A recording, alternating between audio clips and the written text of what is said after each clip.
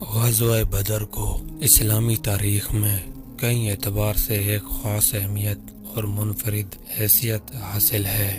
یہ غزوہ سن 2 ہجری میں اس وقت ہوا جب مکہ مکرمہ سے مسلمانوں کو حضور سید انبیاء صلی اللہ علیہ وسلم کے ساتھ ہجرت کر کے مدینہ منورہ پہنچے۔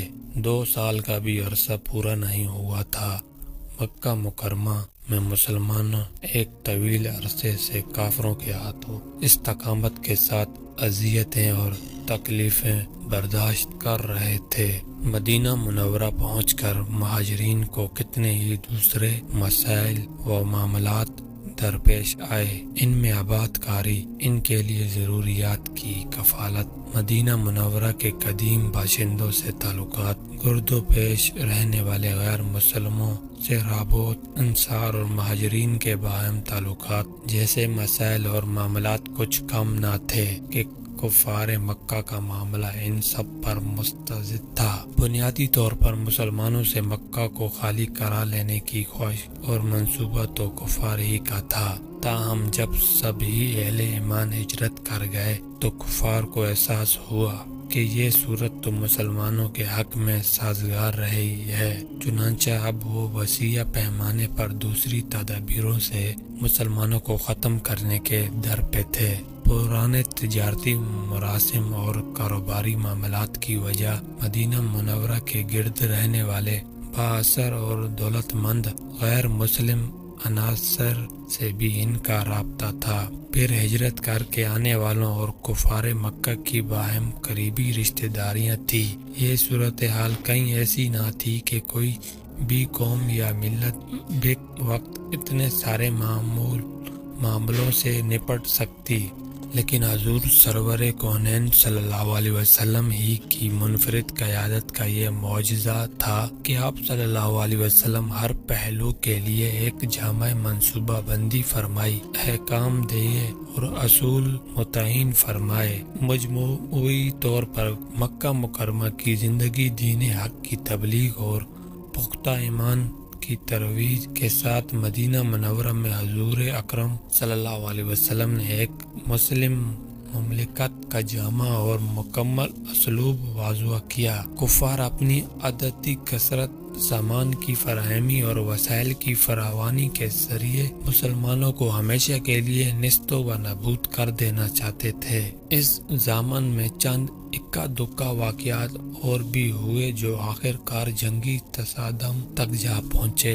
حضور اکرم صلی اللہ علیہ وسلم نے صحابہ اکرام رضی اللہ تعالی عنہ کے ساتھ مشاورات کے لیے مجلس منعقد کی تو سبھی مسلمانوں نے اس عزم کا اعلان کیا کہ باہر نکل کر کھلے میدان میں حملہ آور کفار کا مقابلہ کیا جائے۔ لشکر اسلام روانہ ہوا اور بدر کے میدان میں جا پہنچا تو کفار ایک اونچی اور عمدہ جگہ پڑاؤ ڈال چکے تھے جہاں ان کے آرام و وسائل کے استعمال اور جنگی ضرورتوں کے لیے سہولتیں مؤثر تھیں، جبکہ مسلمانوں کو جہاں ٹھہرنا پڑا وہاں ریتیلی و نشیبی جگہ تھی اور پانی مؤثر نہ تھا، لیکن قدرت الہی سے بارش ہو گئی تو ریت جم گئی اور پانی بھی اسی نشیبی جگہ آ کر جمع ہو گیا۔ جنگ سے پہلی رات حضور اکرم صلی اللہ علیہ وسلم رات بھر اپنے معبود تبارک و تعالی کی حضور دعا کے لیے سجدہ ریز رہے، خود منصوبہ بندی کی اور جنگ کی قیادت فرمائی۔ پوری انسانی تاریخ میں ایسی عمدہ اور ماہرانہ منصوبہ بندی کی کوئی اور مثال نہیں ملتی۔ مسلمانوں اور کافروں کی فوجیں جب میدان میں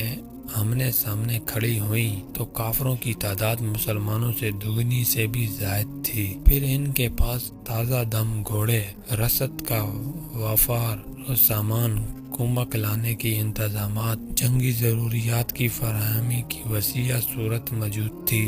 وہاں مسلمان 300 سے کچھ زائد تھے۔ ان کے پاس ٹوٹا پھوٹا جنگی سامان، ناکافی رسد اور کم تر وسائل تھے۔ حضور صلی اللہ علیہ وسلم ایک بار پھر حق تعالی کی بارگاہ میں ملتجی ہوئے، قبلہ رخ ہو کر عرض کیا، یا باری الہی، یہ تھوڑے سے مسلمان بندے اگر اتنے زیادہ کافروں کے ہاتھوں آج مارے گئے تو روح زمین پر تیرا نام لینے والا کہاں سے آئیں گے۔ سیدنا ابو بکر صدیق رضی اللہ تعالیٰ عنہ حضور صلی اللہ علیہ وسلم کے پاس جا پہنچے اور عرض کیا، یا رسول اللہ صلی اللہ علیہ وسلم، ہمارے ماں باپ پر فدا ہوں، اب کونین کے سید اور سرور صلی اللہ علیہ وسلم ہیں۔ اللہ تعالیٰ نے آپ صلی اللہ علیہ وسلم سے ساتھیوں کی کامیابی کا جو وعدہ کیا ہے اسے ضرور پورا کرے گا۔ اس کے بعد جنگ شروع ہو گئی۔ پہلے قریش کے جنگ آزمودہ جری اور نامور ماہرین سامنے آئے اور مقابلے کے لیے للکارا۔ ادھر سے 3 صحابی رضی اللہ تعالیٰ عنہ نکلے اور تینوں کفار کو ختم کر دیا۔ یہ پہلا مقابلہ تھا جس میں کامیابی ہوئی تو کافروں کو سخت حیرت ہوئی۔ جنگ کی ایک خاص نفسیاتی کیفیت کا قرآن حکیم نے تفصیلی ذکر فرمایا ہے کہ کافروں نے دیکھا کہ مسلمان بہت ہی تھوڑے سے ہیں تو وہ اس احساس میں جا پڑے کہ انہیں ابھی ختم کر دیتے ہیں، لیکن عین لڑائی میں جب نقشہ ان کی توقعات کے برعکس نکلنے لگا تو وہ ایک اور ہی کشمکش جیسی نفسیاتی کیفیت میں گرفتار ہو گئے۔ انفرادی مقابلے کے بعد گھمسان کی لڑائی شروع ہو گئی۔ قرآن حکیم نے اس میں فرشتوں کی عملی مدد کا تذکرہ فرمایا اور حدیث میں اس کی تفصیلات موجود ہے۔ ایک مقام پر فرمایا، اصل بات تو اہل ایمان کی اپنی عظمت و استقامت تھی اور جہاد کی وہ جذباتی کیفیت جو اسلام عطا کرتا ہے۔ ایک موقع پر حضور اکرم صلی اللہ علیہ وسلم نے ریت کی ایک مٹھی اٹھائی اور کافروں کی جانب پھینکی۔ یہ عجیب بات تھی کہ اس ریت نے ایک بہت بڑا کارنامہ سر انجام دیا۔ قرآن حکیم نے فرمایا،